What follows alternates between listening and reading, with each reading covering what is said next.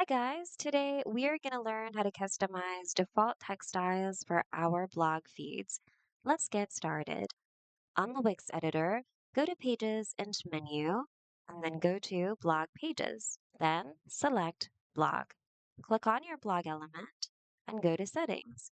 Here, go to the Design tab and click on Posts.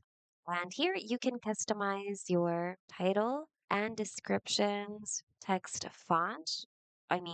style and fonts, and select their color when they're hovered, their overlay color and opacity, post radius, as well as area background and opacity as well.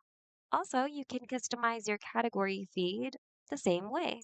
So feel free to customize these according to your needs and preferences.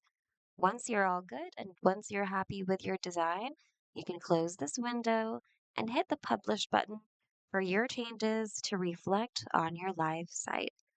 And that's it. Hope this video was helpful. If you need more Wix tutorials, check out our channel and consider subscribing as well. Thanks for watching and see you guys in the next video.